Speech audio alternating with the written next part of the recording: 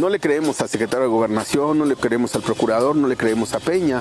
This is the moment Joaquin El Chapo Guzman makes the Mexican government look ridiculous, pacing up and down in his cell, calmly waiting. These are the last images of Guzman before he makes the most daring escape in recent history.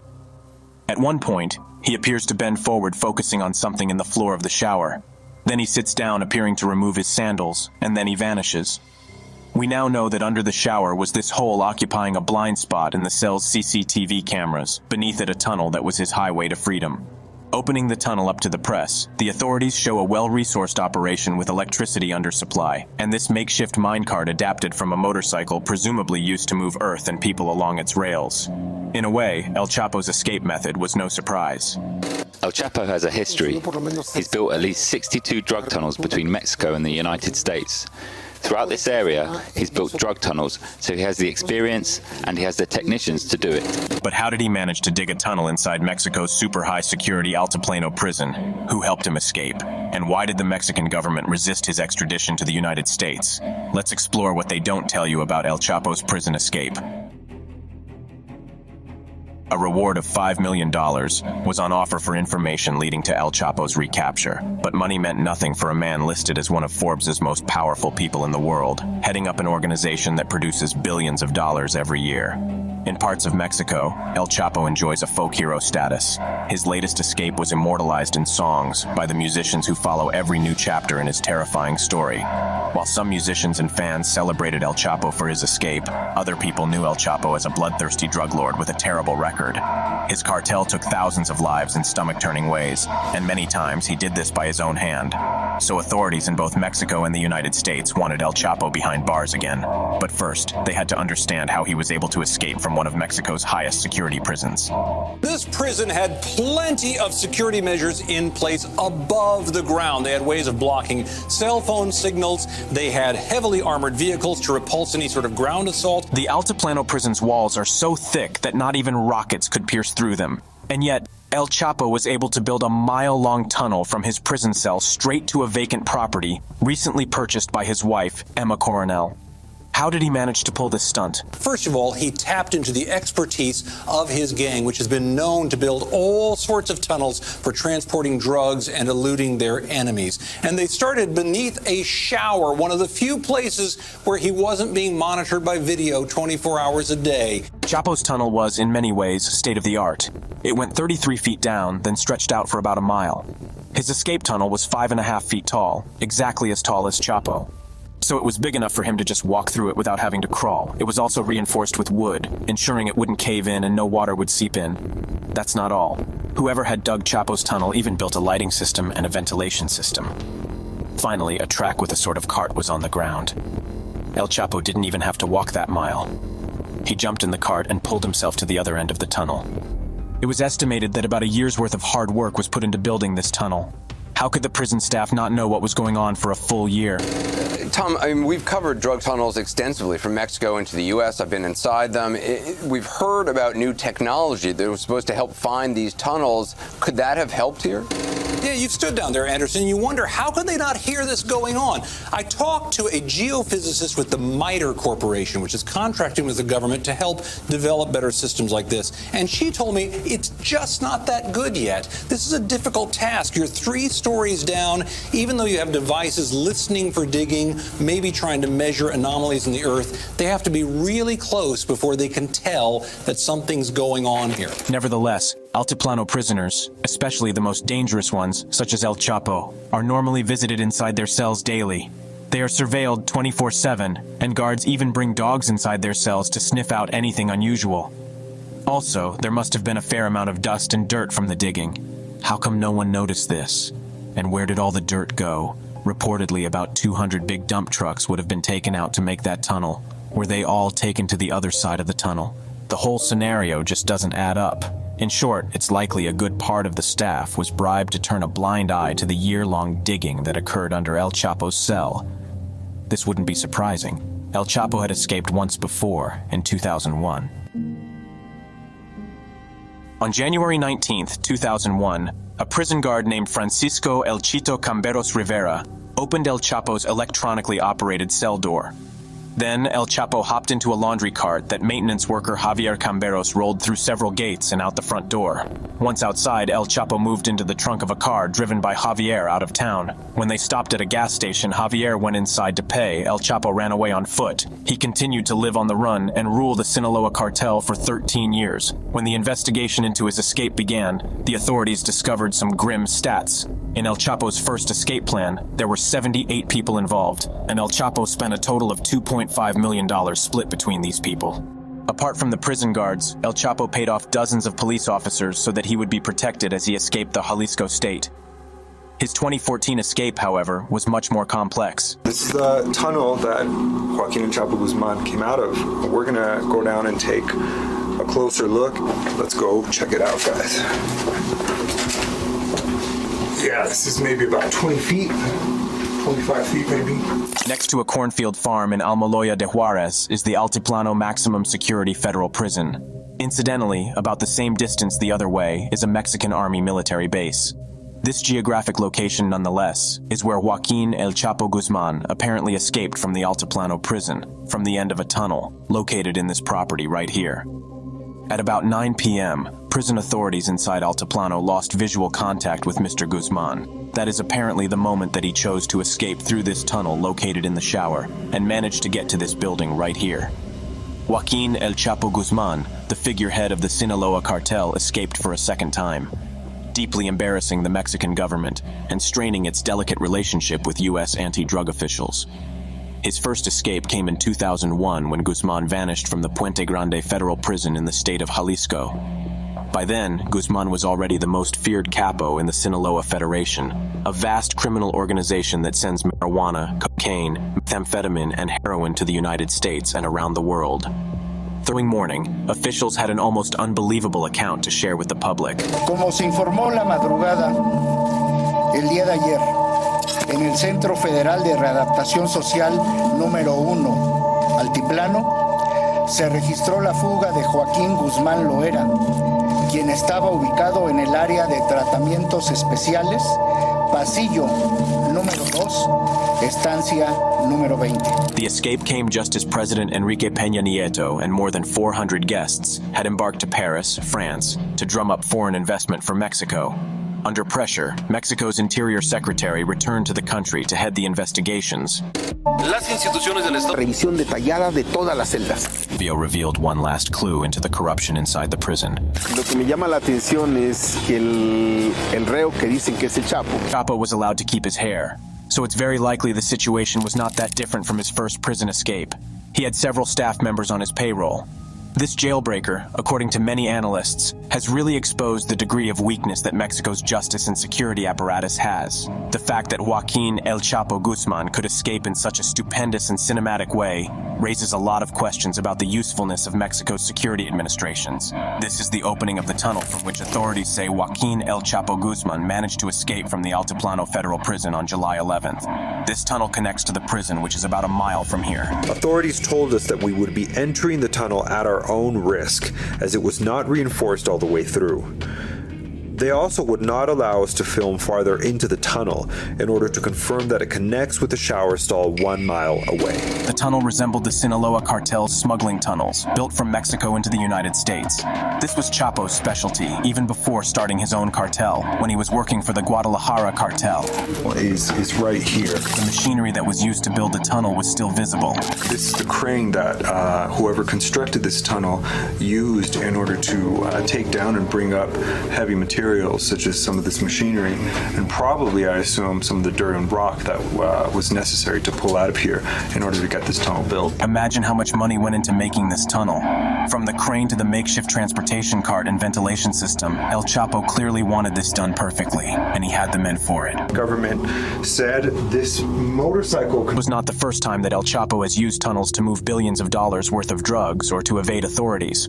Last year, just before he was arrested in Mazatlan, authorities came close to getting Guzman in the Sinaloa state capital of Culiacan. But Guzman used a network of tunnels connecting various properties to elude officials again.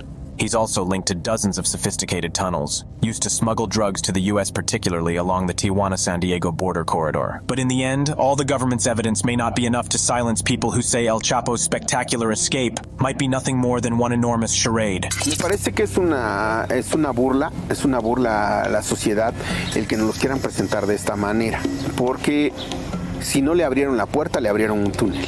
Desmontaron el sistema de vigilancia o dejaron de vigilar y permitieron todo, porque las videocámaras no creo que nada más pertenezcan a un sistema local de vigilancia. Hay una coordinación general de los eferesos. Officials permitted some access to the prison side of the tunnel, but no independent observer has yet to run the entire length of it to confirm the government story. What is certain is that the myth-making and sort of the legendary status that El Chapo Guzman has built for himself over the years will now only be expanded because of this. And maybe he has become the most famous drug lord in history since Pablo Escobar in Colombia. Mexico didn't resist El Chapo's extradition a third time, and the DEA got seriously involved in arresting El Chapo. His stint on the run only lasted 6 months this time. In January 2016, El Chapo and his most trusted guard were tracked to a house in Los Mochis. When their house was raided on January 8th, they escaped through a mile-long tunnel. Once outside, they stole a car at gunpoint. The federal police located the car a dozen miles south of Los Mochis. When El Chapo was stopped, he attempted to bribe the 4 officers. When they refused, he said, "You're all going to die." El Chapo was still confident he was in control, or he was truly desperate to stay free. However, when the police heard El Chapo had an army of 40 sicarios coming to rescue him, they took him to a motel and called for backup. During the raid, 5 gunmen were killed, 6 others arrested, and 1 Marine was wounded. The Mexican Navy said that they found 2 armored cars, 8 assault rifles, including 2 Barrett M82 sniper rifles, 2 M16 rifles with grenade launchers, and a loaded rocket-propelled grenade launcher. A year later, in January 2017, El Chapo was extradited to the US. The fear on his face was obvious. He knew he was not going to escape a third time. After a 2-year-long trial, he was found guilty of a very long list of charges: murder, money laundering, engaging in a continuing criminal enterprise, drug manufacture, trafficking, using a firearm in furtherance of drug crimes, and the list goes on. He was sentenced to life imprisonment without the possibility of parole at the country's highest security federal prison, the ADX Florence in Colorado. A retired ADX prison guard commented on El Chapo's escape chances. For him to escape, he would have to have a warden in his pocket. It's a very controlled environment. No one moves there without permission at all. No 2 inmates move in the facility at the same time. It's highly unlikely this prison's warden will accept a bribe from Chapo. He now spends 23 hours a day inside a soundproof cell. His only hour of spare time is thoroughly supervised, and if he goes outside, he is shackled around his waist, arms, and ankles. There is no phone time, and inmates only get a black and white TV if they're on their best behavior. There are several accounts of ADX Florence inmates screaming for hours or hurting themselves as they simply go mad inside their tiny cells. Here's what the warden said about the prison. The experience there is like life after death. Or should I say, life there is worse than death. According to DEA Special Agent Ray Donovan, this is a fair fate for people who have taken thousands of lives and taken pleasure in torturing people. And this applies to El Chapo, too. This is the kind of fate that a man responsible for unspeakable violence and death deserves. Mr. Guzman, this is the tunnel that Joaquin and Chapo Guzman came out of. We're gonna go down and take a closer look. For as long as there have been prisons, there have been criminals escaping. From an estimated 10 million prisoners, 600,000 escape each year. Of course, most of them get caught and are given a longer sentence. But when it comes to drug lords and gangsters, well, sometimes they have the upper hand over the police. From impossible escapes to over-the-top methods. How can the country's public enemy number 1 have people cheering at the TV when they see his picture and hissing at the detectives? Yep, this is the crazy story of famous robber John Dillinger.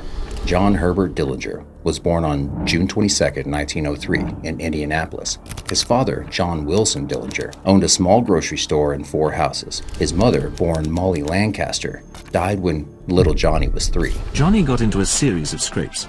He and his gang broke into factories, he dropped out of school, worked at a series of jobs in machine shops, and hung around the pool halls. John's father was not exactly a parenting expert. He would beat his son with a barrel stave, lock him in the house all day, and leave him roaming the streets at night, showing no care about his safety. Before long, John was the leader of a neighborhood gang called the Dirty Dozen, stealing coal from railroad freight cars. When he robbed a grocery with his friend, John was arrested and sent to prison for 9 long years. After he was paroled, he was intent on staying out of prison, but his criminal career was just beginning. In 1933 and 1934, John and his gang robbed 24 banks and 4 police stations. 4 months after he was released from prison, John orchestrated a gang prison escape for all his imprisoned gang buddies. He smuggled guns into the Indiana State Prison and helped 10 men escape by threatening the prison guards. This would come in handy as he would need them to break him free in a couple of days. When John was arrested a second time, he was sent to the Alley County Jail in Lima, Ohio. His men, many of which had just broken out of a different prison, came to the jail impersonating Indiana State Prison officers.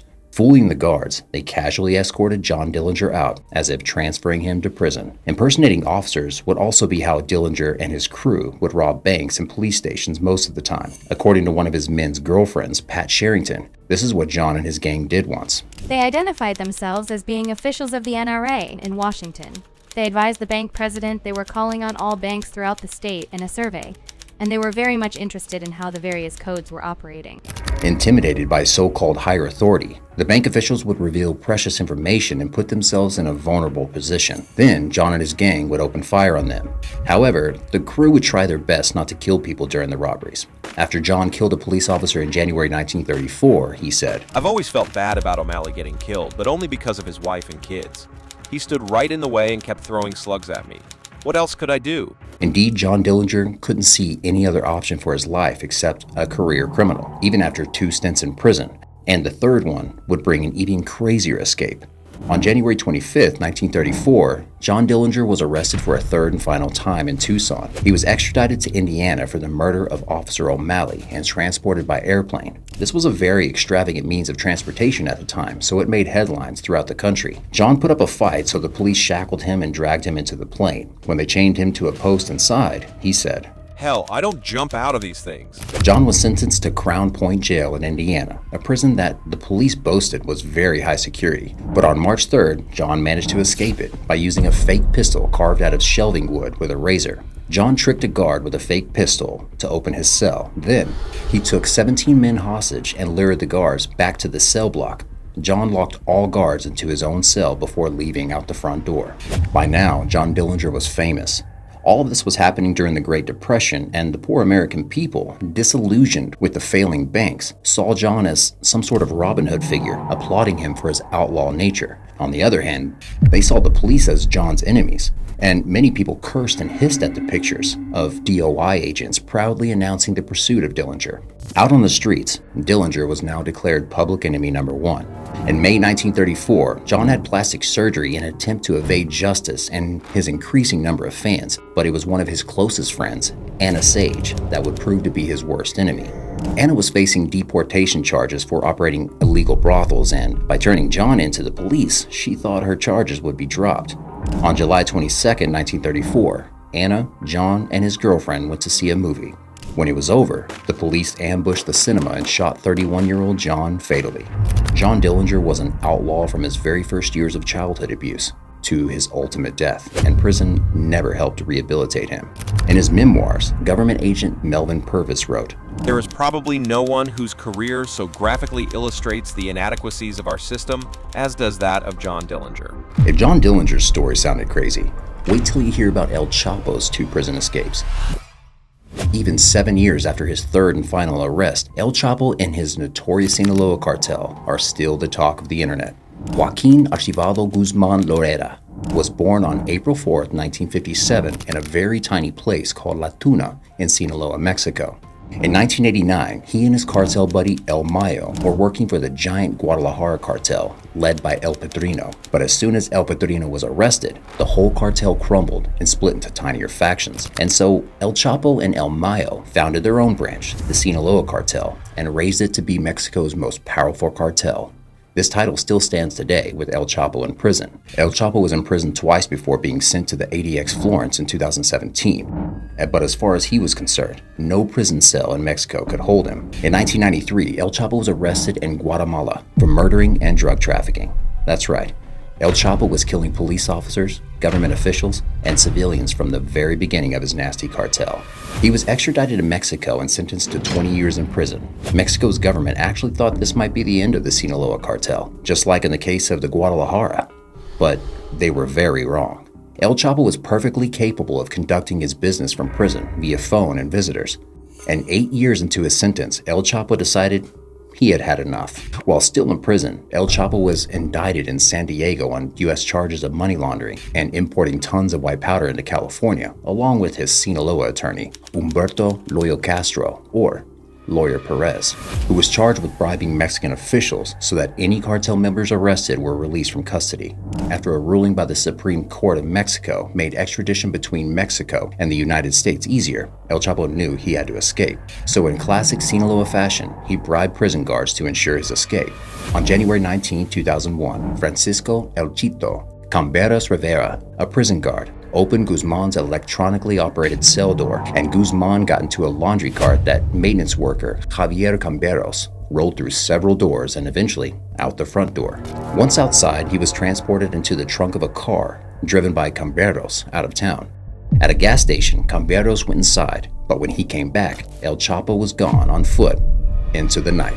According to officials, 78 people had been implicated in his escape plan, and El Chapo spent a staggering $2.5 million split between these people. The police in Jalisco were also paid off to ensure El Chapo had at least 24 hours to get out of the state and stay ahead of the military manhunt. El Chito is currently in prison for his assistance in the escape, and so is the faculty's director. It turns out El Chapo owned all prison officials around him by 2001, and the one prison guard who was on the side of justice and reported the situation was disappeared 7 years later. Indeed, El Chapo employs Pablo Escobar's famous saying, plata o plomo. Either be corrupt and accept my bribery, or snitches get stitches. El Chapo had the prison guards on his payroll ever since his arrest in 1993. It was later revealed that he had contraband smuggled into the prison on a regular basis, and he received preferential treatment from the staff. But of course, El Chapo didn't own the whole country, so the manhunt for him continued until he was in prison again. One side of the government was out looking for him, and the other was in his pocket, protecting him and the Sinaloa cartel.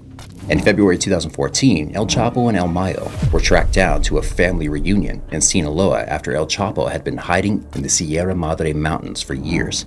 On February 22nd, the Mexican Navy raided a beach hotel in Mazatlan and arrested El Chapo. He was in a lavish room with his wife Emma Coronel and their twin daughters. El Chapo put up a fight but did not attempt to shoot the officers. He knew it would end badly, especially with his family there. The American government insisted that El Chapo be extradited to the U.S. so he couldn't bribe his way out of prison again. But the Mexican government felt offended by this proposal, so they said it would take hundreds of years before El Chapo would be extradited, and ensured that Mexico could very well handle him this time. This prison was much tougher than the first one, and El Chapo found he couldn't bribe everyone around him anymore. His cells had no windows. Inmates weren't allowed to interact with one another, and they weren't allowed to contact their family members either. El Chapo was allowed to receive visits from members of his family every 9 days with approval from a judge, and was granted by law the right to receive 638 pesos, about $48, every month to buy products for personal hygiene. He was in solitary confinement for 23 hours a day with just 1 hour outdoors.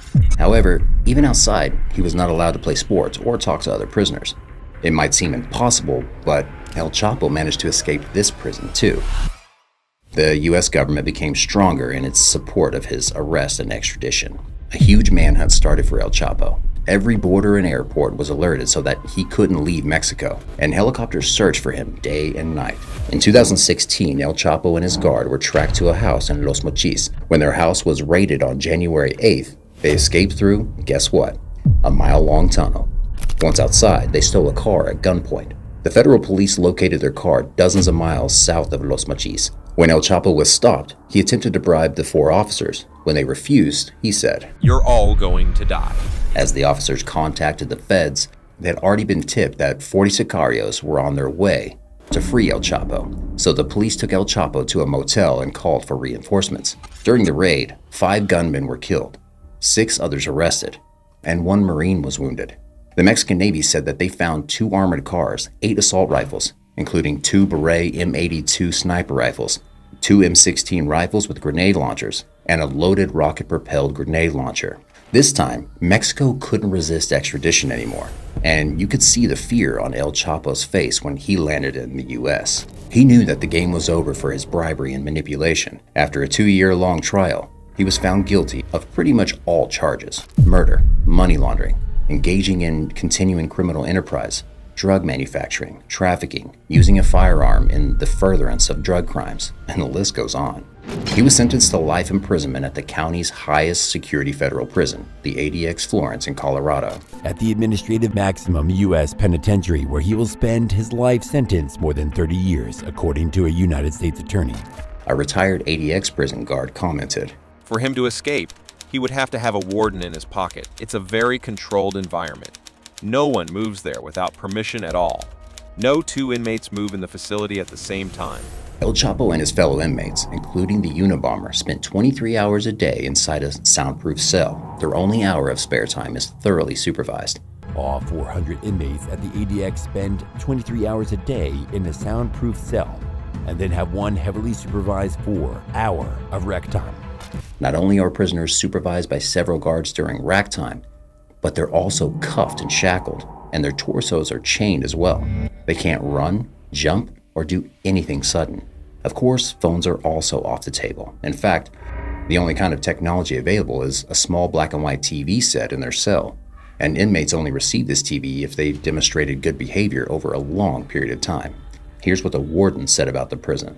The experience there is like life after death, or should I say, life there is worse than death. There are several accounts of ADX Florence inmates screaming for hours or hurting themselves, as they simply go mad inside their tiny cells. Some mutilate their bodies with razors, shards of glass, sharpened chicken bones, writing utensils, and whatever other objects they can obtain. El Chapo might never leave this horror show, but according to DEA Special Agent Ray Donovan, his punishment makes a lot of sense. That this is the kind of fate that a man responsible for unspeakable violence and death deserves. Thousands of people died or were ordered killed because of the Sinaloa cartel. So yeah, he doesn't leave his cell. It's boring, it's monotonous, it's a daily routine. It's very sad, but here's the difference. He's alive. And that means he could do plenty of things, unlike many of his victims. Okay. El Chapo's story was pretty impressive, but it's dialed down by the fact that he used money and influence to have his way. Here's a bunch of guys that had no support, no money, and no outside crew, and yet they escaped the world's most inescapable prison. You probably heard of Alcatraz as one of the toughest prisons in the world. In 1934, it was converted from a military base to a maximum security prison. As you also probably know, Alcatraz is located on a tiny island surrounded by fast-moving, freezing water and located 1.25 miles away from the coast of San Francisco. In other words, it's impossible to escape. Well, almost impossible. In 1962, there were 3 gangsters imprisoned at Alcatraz: Frank Morris and the England brothers. Clarence and his slightly older brother John were career bank robbers, much like John Dillinger. John, Clarence, and their third brother Alfred prided themselves on their peaceful tactics. Reportedly, no one was hurt or killed during their robberies, and the only weapon they ever used was a toy gun during a bank heist. But in 1958, the brothers pulled one of their biggest heists at the Columbia Savings Bank in Alabama. The police eventually arrested all 3 brothers and sentenced them to 35 years at the Florida State Prison and Atlanta Penitentiary. However, John and Clarence repeatedly attempted to escape, so the Atlanta authorities had them transferred to Alcatraz. Funny enough, it was Alcatraz that they would manage to escape after meeting Frank Morris. Frank had had a rough start to life. He was abandoned by his parents and moved from one foster home to another. From the age of 13, he spent his life in and out of prison, and as soon as he'd get out, he would go straight back to robbery and drug dealing. However, Frank had an IQ of 133, which put him in the top 2% of the general population. He was smart, savvy, and determined to stay out of prison. When he was around 30, he was arrested for robbery and sentenced to a decade at the Louisiana State Penitentiary, but he soon escaped. In January 1960, a year later, he was arrested and sent to Alcatraz. Again, the authorities thought no one could escape Alcatraz. There was a 4th man, Alan West, who approached Frank about escaping as soon as Frank came to Alcatraz. You see, Alcatraz prison lacked the proper funding for regular maintenance and reparations. and Allen knew of certain cracks in the walls that could come in handy. Allen told Frank that there was a ventilator cover on cell block B that wasn't sealed over with concrete. That year, Allen started working with the prison maintenance crew to note any other weak spots in the building. A year later, the Anglin brothers arrived, and they were soon roped into this plan. By September 1961, all 4 men had requested to move in cell block B cells, adjacent to one another and positioned right above the ventilator cover. Interestingly, all their requests were approved. Then, the game was on. First, the 4 men created painted dummy heads from a mix of soap, concrete, and other materials that resembled plaster. Clarence worked as a prison barber, and he collected hair trimmings for all the dummy heads. On the morning of June 12th, guards were wondering why the 4 men weren't responding to their morning call. They all appeared to be sleeping in their cells, so one guard entered Frank's cell and pushed his head.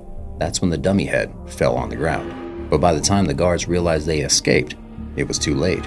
For months, the men had been drilling holes around the cover of their cell ventilation grates. That way, on the night of the escape, they could simply push the grate through and expand its perimeter so they could fit through the hole. Amazingly, throughout this whole period, they simply covered their work in progress with musical instruments and cardboard replicas of the wall.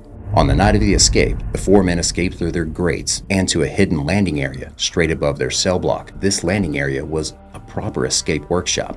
For months, the men had been going to that area, perfecting their escape plan. They even had a makeshift periscope to take turns as lookout guards. In the workshop, they made the dummies and tools needed for their escape. But on that summer night, no matter how hard Allen pushed his cell grate, he couldn't get the wall to break down. The man who'd come up with the plan was the only one left behind. He died in Alcatraz 16 years later. Frank, John, and Clarence, on the other hand, made it to the workshop and climbed all the way to the prison ceiling via pipes. On the ceiling was an air vent that they had already pried off a few days ago. Around 10:30 p.m., someone reported a metal clinking sound. That was the air vent being pushed onto the roof. No one knew what it was at the time, but that was when Frank and the Anglin brothers made it out of Alcatraz. However, this wasn't the end. Remember, Alcatraz was surrounded by fast freezing waters? So as soon as they climbed down the prison walls via more pipes, the 3 men reached their 6 by 14-foot rubber raft, something else they constructed in their workshop. How did they make it, you ask? Using 50 raincoats stitched together and vulcanized by holding the seams up to the heat from the steam pipes.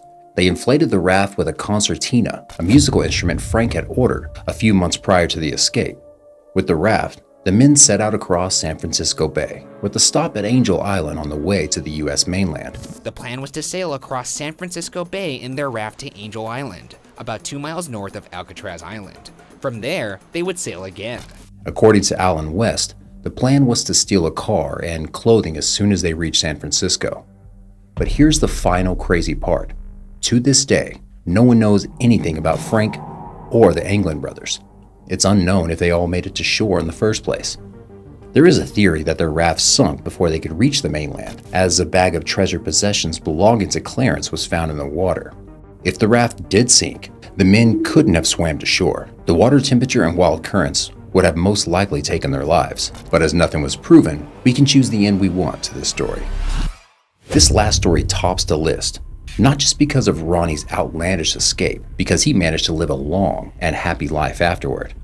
Ronald Arthur Biggs was born on August 8, 1929 in London. In the early 1960s, he had a wife and 3 sons, and a history of petty crime and small-time robberies. Pressed for cash to buy a bigger house for his family, Ronnie joined a gang and plotted one of the biggest train heists in history. It's known as the Great Train Robbery. Initially, Ronnie's task was only to find a driver for the Royal Mail night train, so that the team could stop it on its way to Glasgow and direct it to their chosen destination. Through his carpentry job, Ronnie did rope a train conductor into the scheme, but once at the train, he realized he couldn't operate this type of train. Therefore, the driver of the intercepted train, Jack Mills, was caught with an iron bar and forced to move the engine and mail carriages forward to a nearby bridge over a roadway which had been chosen as the unloading point. The problem was, when Jack was hit with an iron bar, he fell and hit his head even harder. 7 tough years later, he would die. There was violence, that's quite true, but only in a very, very small degree. Mr. Mills was only hit once on the head, and when he fell, apparently he hit his head on something that was sticking out in the cabin of the train, and that he received a second injury.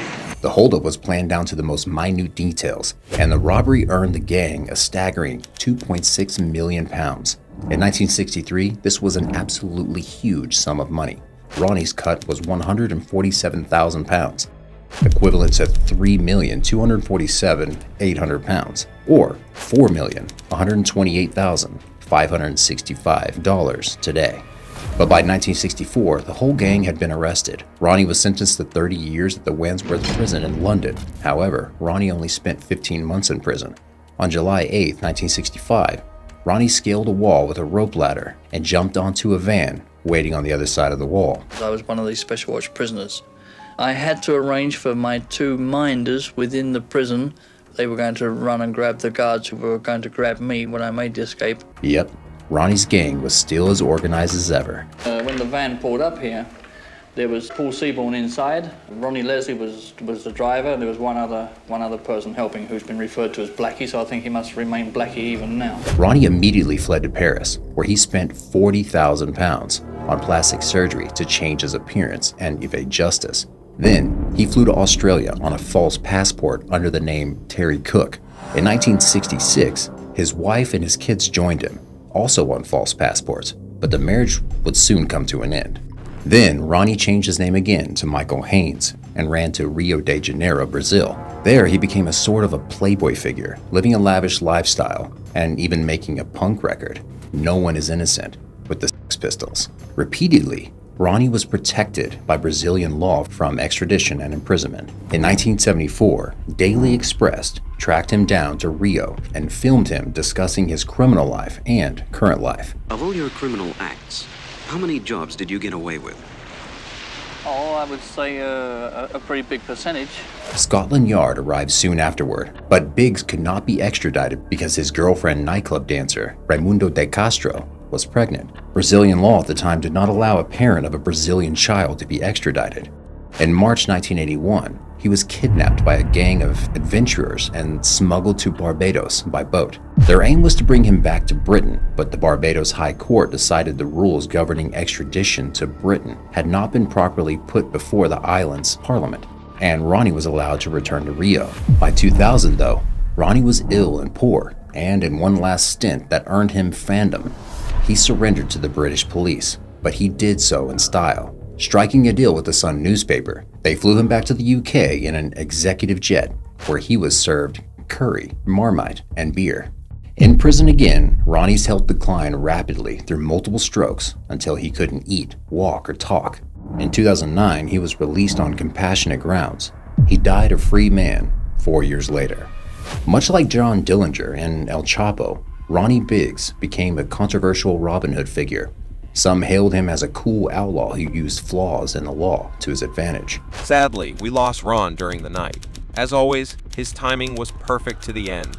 Keep him and his family in your thoughts. Others remember him as a dangerous, remorseless man who shouldn't be glorified online. Come on, media. Biggs wasn't a cuddly heart of gold Cockney character to be feted.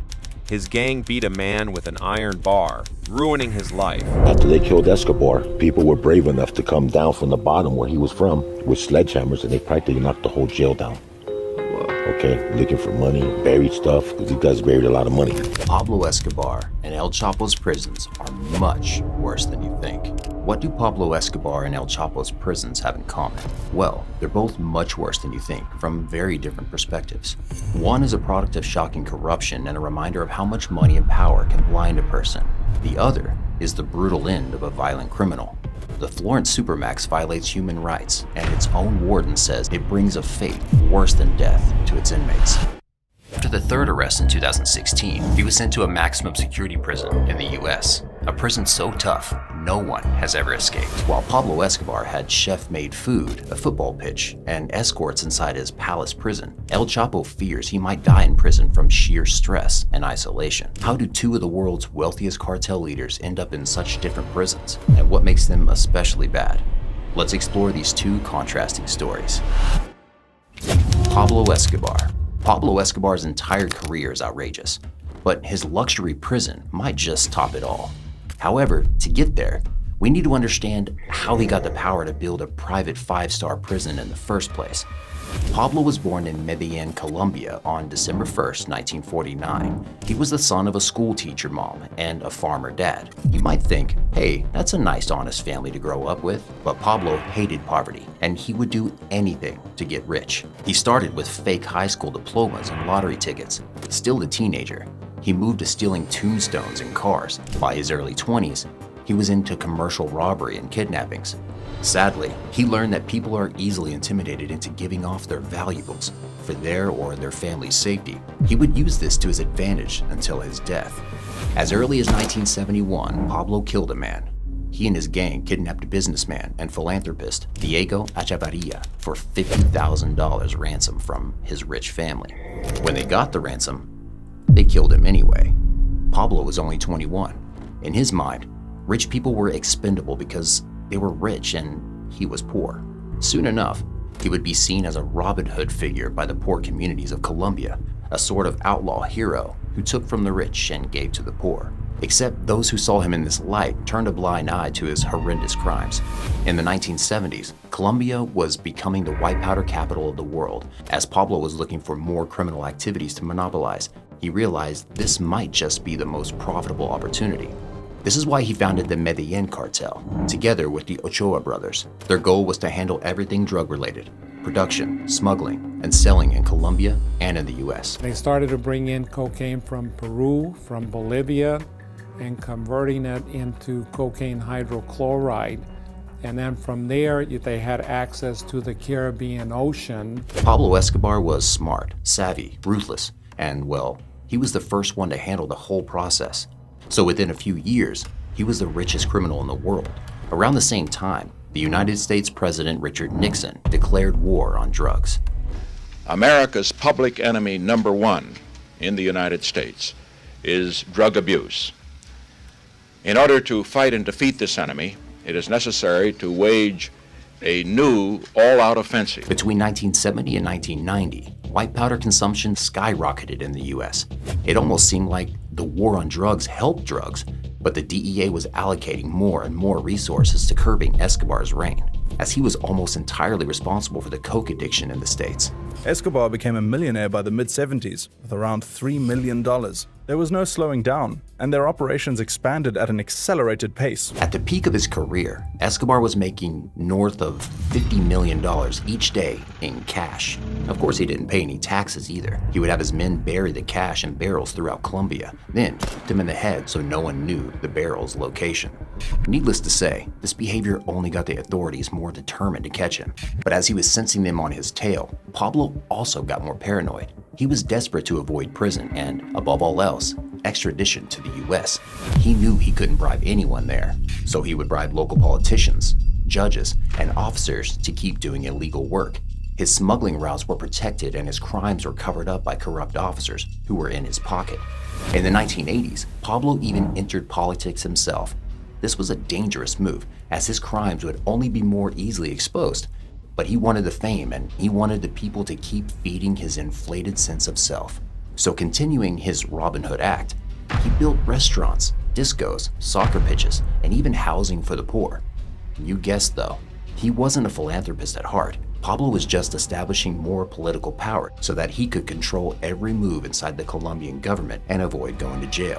Why was he not a philanthropist, you ask? In 1989, Pablo brought down a civilian plane, believing an enemy politician was on board. 110 people were killed, bar the politician, who had canceled at the last minute. In 1990, Luis Carlos Galán was running for president. In 1990, a candidate was running for president that Escobar didn't like, Luis Carlos Galán. He was an ambitious new political figure with a desire to clean up Colombia and retake it from drug lords like Escobar. His discourse was simple. If he was elected president, he would clean the country of drug lords and extradite them to the US, where they couldn't control the authorities with blood money. So, he had Galán assassinated. The second element of our strategy looks beyond our borders, where the cocaine and crack bought on America's streets is grown and processed. In Colombia alone, cocaine killers have gunned down a leading statesman, murdered almost 200 judges, and 7 members of their Supreme Court. Yeah, Pablo Escobar had hundreds of judges, government officials, officers, and even civilians killed. all in an attempt to keep himself free.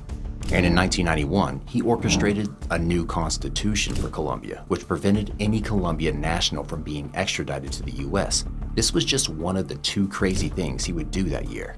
The same year, Pablo Escobar turned himself in. On June 19, 1991, Pablo Escobar sat down with the top dogs of the Colombian government and offered them a deal. He would go to prison for 5 years on Colombian soil. Of course, there was a big catch. Pablo would get to build his own prison. He wouldn't have a tiny cell, but a whole chateau filled with his own men, game rooms, saunas, female escorts, and a soccer pitch. People were brave enough to come down from the bottom where he was from with sledgehammers, and they practically knocked the whole jail down. Okay, looking for money, buried stuff, because these guys buried a lot of money. This was a 5-star resort. There was no bars in this jail. None at all. This is where they had their parties. In here? And let's take a peep inside. Well, yeah, that was like the ballroom in there. They had casino games too. This was a strange kind of win-win.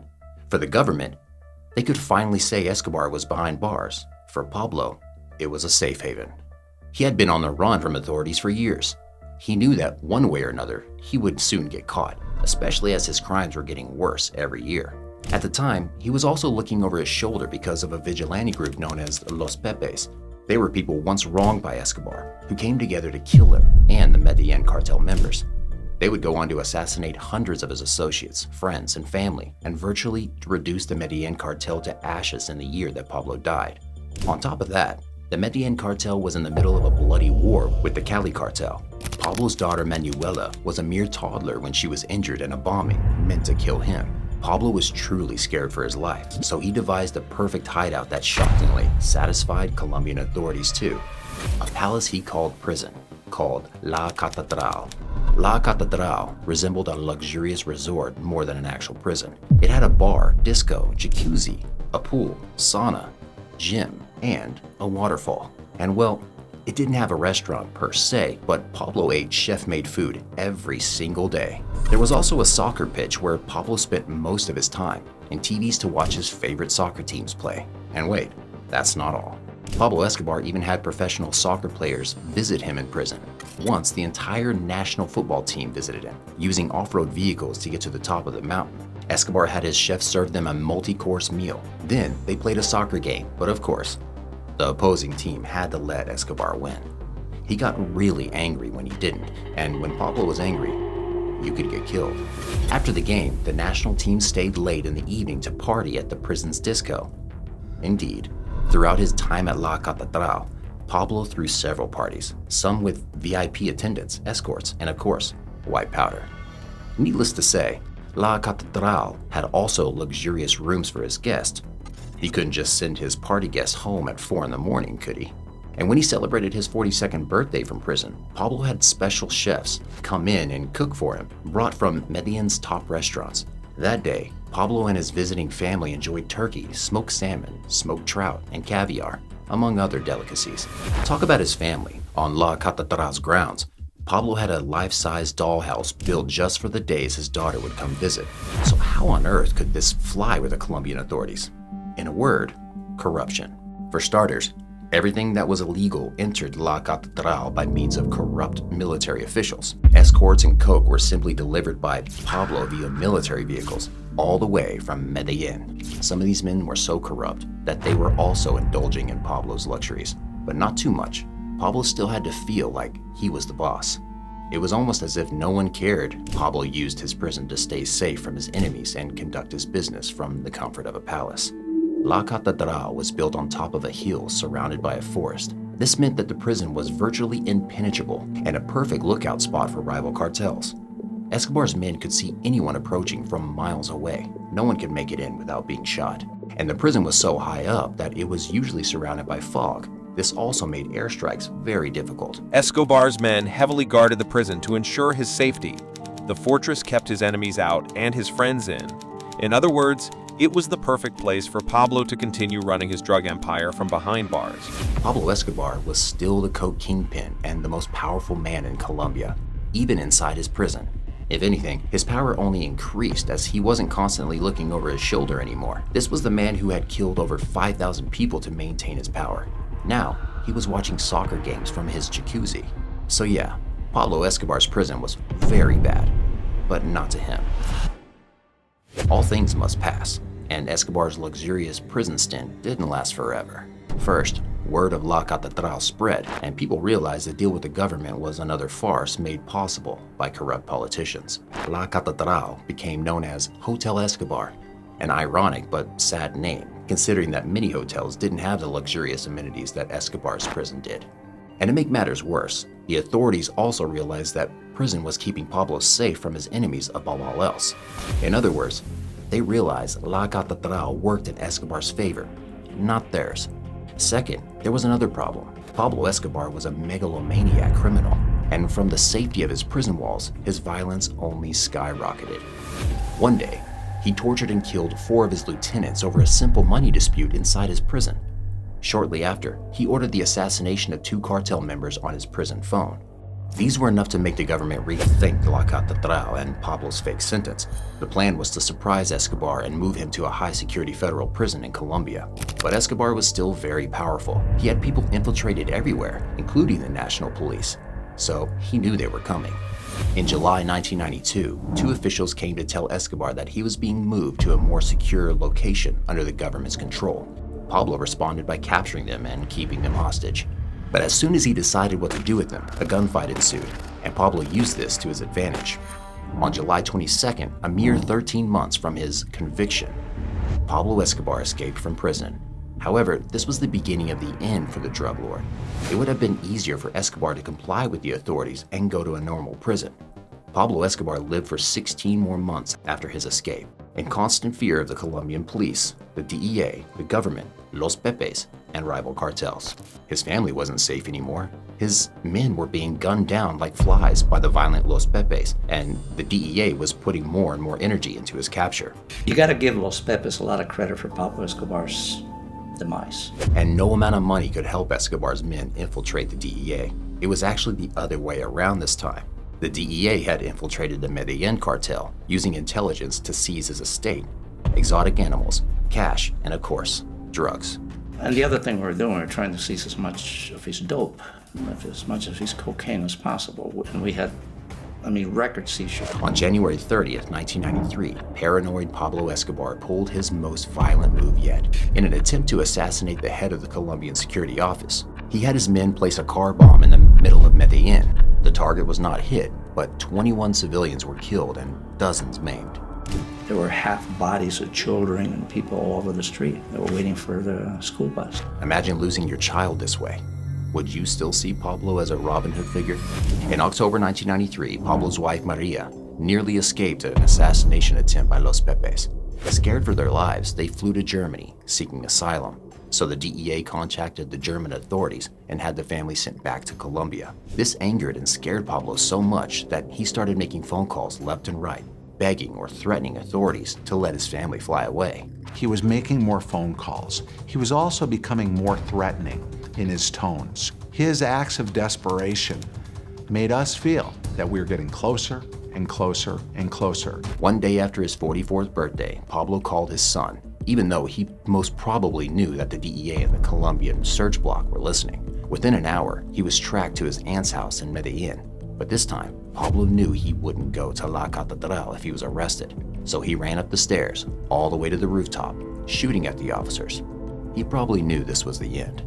He would die a free man, confirming his old motto, better dead in Colombia than alive in a US prison. Pablo Escobar died on December 2nd, 1993 in Medellin, Colombia. The only time he served in prison for his drug lord crimes was over a year in a prison of his own making. Pablo enjoyed all of life's luxuries and then some, luxuries many of us might not ever experience in a lifetime. It seems he was never truly punished for his crimes, even after death.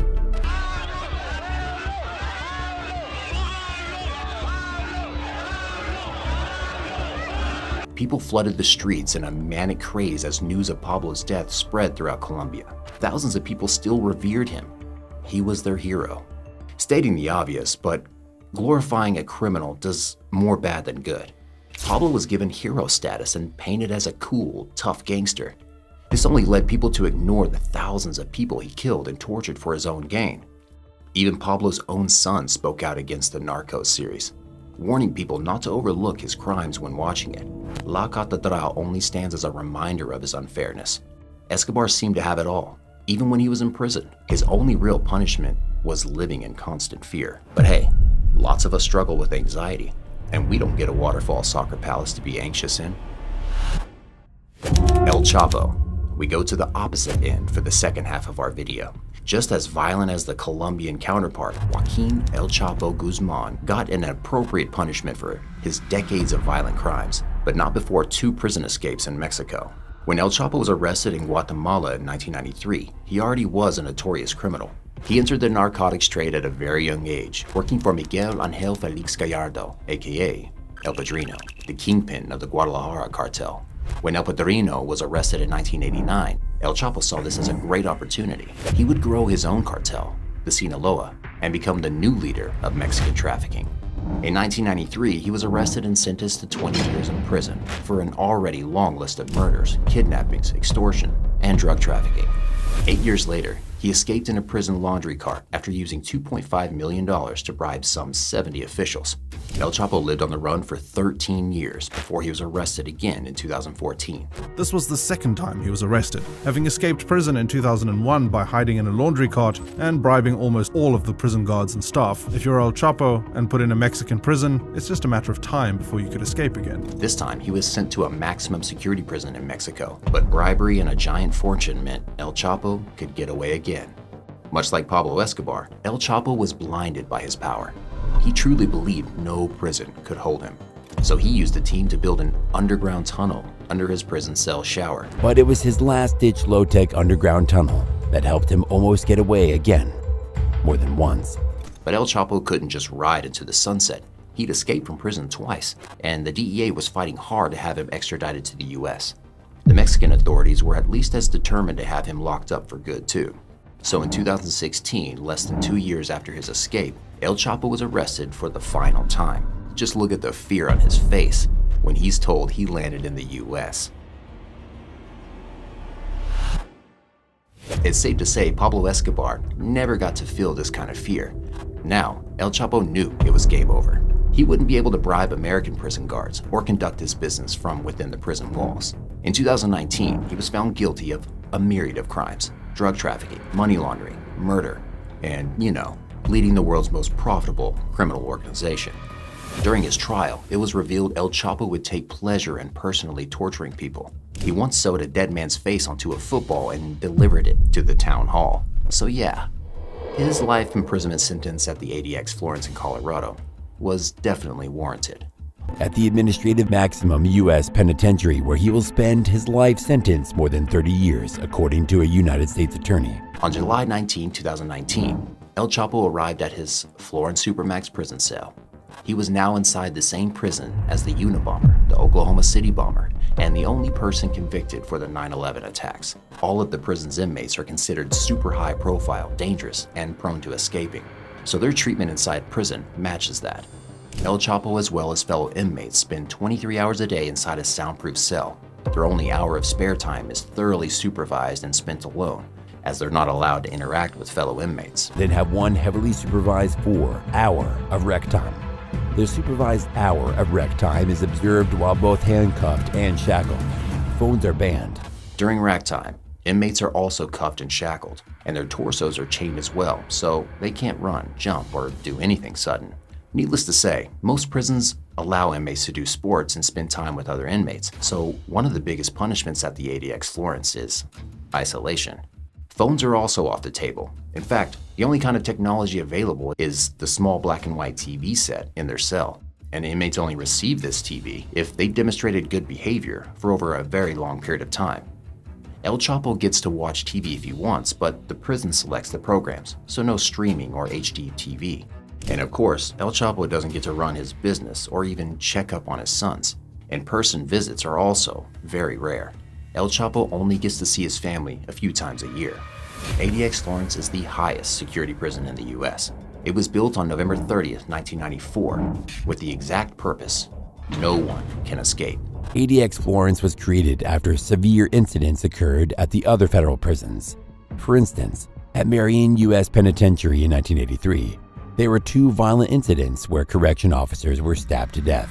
If this sounds extreme, it's only because there were so many escapes and violent incidents in other U.S. prisons. During the 1980s, for example, security guards were stabbed to death at the Marion Federal Prison. Oftentimes, when a prisoner escapes, they also hurt prison guards in the process, and this can happen easily when the prison guards are outnumbered by the prisoners. So the Florence Supermax has more guards than prisoners and a tight schedule that doesn't allow the inmates to cause much damage. This is why it's called the Alcatraz of the Rockies, but the ADX is much worse than Alcatraz. Did you know Alcatraz inmates had a happy hour during which they could play musical instruments? Or that 3 inmates actually escaped its walls in 1962? Yeah, the same can't be said about the Florence Supermax. The ADX only hosts about 375 inmates. That's a small number if you consider the amount of effort they put into security. Gun towers surround the prison. There are several rows of razor wire fences and dozens of guards at every corner. So El Chapo won't be escaping anytime soon. But it's not just ADX Florence's security systems that has people talking. It's life at this prison that's seriously debated. Here's what the warden said about the prison. The experience there is like life after death, or should I say, life there is worse than death. According to the United Nations, spending 23 hours a day in solitary confinement qualifies as torture, worse than ignoring basic human rights. And it gets worse. Reportedly, around a third of the Florence Supermax inmates suffer from severe mental illnesses. A 2012 lawsuit against the ADX stated, It was alleged that years of isolation and almost no human contact had seriously eroded the social skills and the ability to adapt to ADX Florence inmates. So even if you don't have serious mental conditions when you get there, it's likely you'll develop them after a few years of living like that. The only contact the inmates have with the outside world is a 4-inch window in their cells.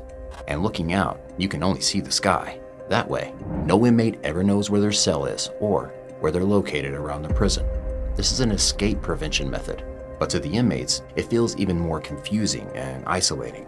There are several accounts of ADX Florence inmates screaming for hours or hurting themselves as they simply go mad inside their tiny cells. Some mutilate their bodies with razors, shards of glass, sharpened chicken bones, writing utensils, and whatever other objects they can obtain. Sheesh. Once an inmate bit off his pinky fingers during a psychotic episode. Is this something he would have done in the outside world or in another prison? Or did the extreme isolation at the Florence Supermax lead to his horrifying breakdown? There have also been cases of inmates taking their own lives in pretty gruesome ways. A number swallow razor blades, nail clippers, parts of radios and televisions, broken glass, and other dangerous objects. In the eyes of the ADX staff, this is a simple tit for tat for the world's worst criminals. But not all inmates are El Chapo or the Unabomber. Some are inmates who have tried to escape other prisons or who have attacked prison guards. However, the crazy schedule and lack of amenities are the same for everyone.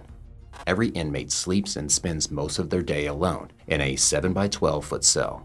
There's a shower that works with a timer to prevent flooding and a steel unit comprising the toilet, sink, and mirror. But the prisoners can't shower whenever they want. The shower is only turned on automatically 3 times a week. Inmates won't be able to sleep for too long either. The bed is literally a concrete slab topped with a thin mattress and a blanket. Comfort is not a priority at the Florence Supermax. All furniture is made of concrete, and the toilet unit is fixed to the floor because ADX Florence wants to prevent inmates from making DIY weapons from them. Mealtime is also rough. The inmates get food delivered straight to their cells through small double-sliding doors. They eat alone, and they can't talk to other inmates down the hall. There are very few escapes from the madness of solitary confinement at the Florence Supermax.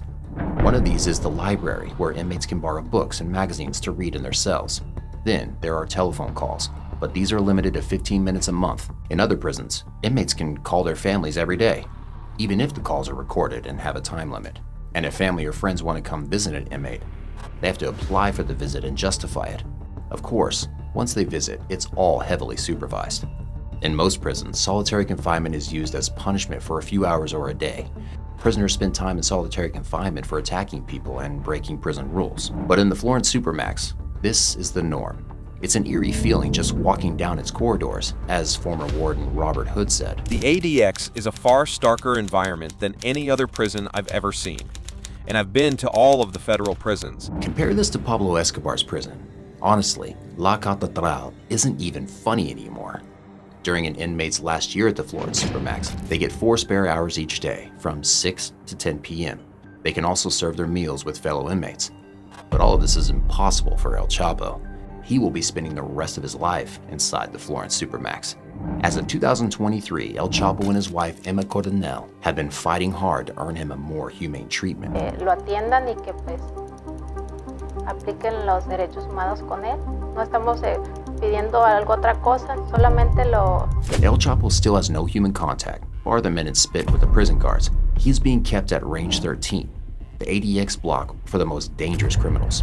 He doesn't even have access to a normal shower. He gets washed with a hose, as he once dug a tunnel under his shower to escape prison. El Chapo has filed an appeal for his prison sentence. Reportedly, his physical and mental health are rapidly declining in prison. His lawyer stated, "The deprivation of sunlight and fresh air over an extensive 27-month period is causing psychological scarring. He is suffering many symptoms of distress as a result of this lengthy, unwarranted punishment." Whether his punishment is unwarranted or not, that's up for you to decide. After all, El Chapo did have lots of people tortured and killed just to maintain his kingpin position. But what should the punishment be for criminals like him? Should even the worst of the worst be kept in conditions that drive them to take their own lives? According to his lawyers, El Chapo can barely sleep because the lights and the noisy air conditioning are always on. Furthermore, he complained that the guards are constantly chatting in the hallway, making rest virtually impossible. Emma even complained that El Chapo's blood pressure is dangerously up these days, and she is worried for his life at the Florence Supermax. After the COVID-19 pandemic, visits were also suspended, so El Chapo couldn't see his family or his lawyers for a long time.